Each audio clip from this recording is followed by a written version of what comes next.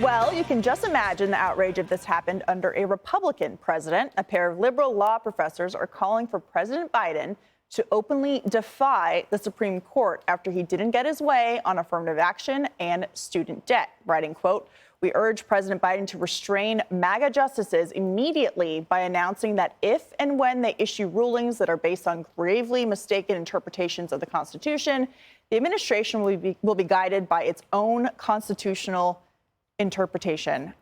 So, Dana, I think this just exposes that a lot of people on the left think that the Supreme Court should be about a super legislation. I think that to conservatives, this just continues what the left has been trying to do to the court since Bork, right? Yeah. So the left never will say, oh, my gosh, we love the Supreme Court for that decision, but they hate them for all the other decisions. And most of the decisions of the Supreme Court are 9-0 or 8-1, right, at the most 7-2. The big ones that are controversial, yes, but Rasmussen just did a poll that said 63% of people polled in that poll approved of the court's decision on student loans. And a crazy thing about this, Harvard is like so determined that they didn't do anything wrong, and that also that they're just going to change things, so they're not really bothered about it. I listened to a whole podcast this weekend that Barry Weiss did with Larry Summers, who used to be the president of Harvard, and he's like, this is no big deal. This is all overblown, and Harvard really did nothing wrong.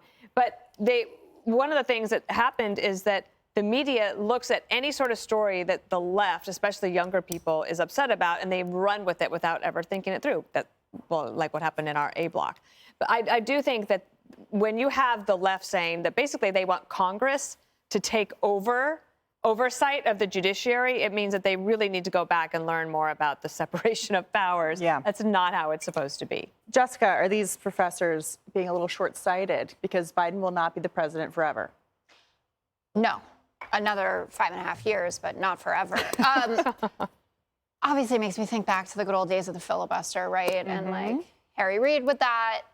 But I would say, and maybe this is going to open the floodgates, and we're going to hear a lot more about this. So far, it's two professors saying this. It's a majority viewpoint on the left, definitely to expand the court, but this is obviously going a step further. This seems quite dangerous to me. And they're also asking the wrong president. I mean, this is a guy who won't even entertain the idea of expanding the court. He holds pretty traditional values and perspectives about, respecting that there are 9 justices, et cetera. So I don't think it's going to work out. I did want to say, though, on the affirmative action front, just something that I thought was interesting, because you're talking about what's going on at Harvard.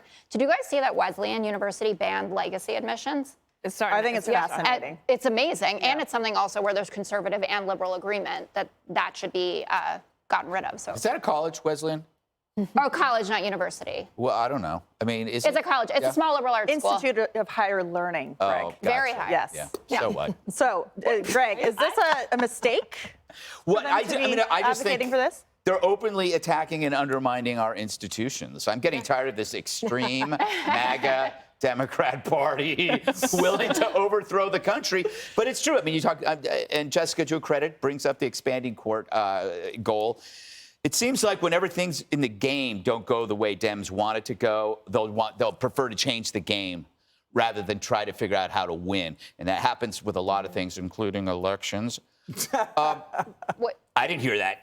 Did you? But it's like I heard it, and I'm all the way over here. Yes, it's interesting because as a non-lefty, I'm okay with how greedy the left is, but it's going too far. I mean, you have government, you got the arts, you got media, you got culture. And now you're mad because a few things don't go your way. You know, it's a little much. And even things that Biden himself said were unconstitutional. Yeah, right, exactly. Crazy. Jesse, your thoughts on SCOTUS? I did a deep dive on these two professors. I knew you would, so. You ready? This guy's not even a constitutional law professor. He's at San Francisco State University, a political science professor. You ready? Who specializes in military masculinity and sexuality in the armed forces. His major claim to fame is a book he published called Bring Me Men, Military Masculinity and the Benign Facade of the American Empire. Sounds like he knows a lot about the U.S. Constitution. The other wacko from Harvard, Harvard, exactly. This guy's name's Mark Tushnet. Now, this guy is such a wingnut. He ascribes to something called, critical legal studies? It's like CRT for lawyers. Are you ready? He believes that the law currently is trying to maintain the status quo and codify its biases against marginalized people. And he said if he was a judge, he would make every decision based upon what socialism would do. So this is the guy and this is the other guy who are pushing this ridiculous thing to expand the court and disobey the law. Sounds like a clown show. No, that was the block before this. CRT started out as legal theory.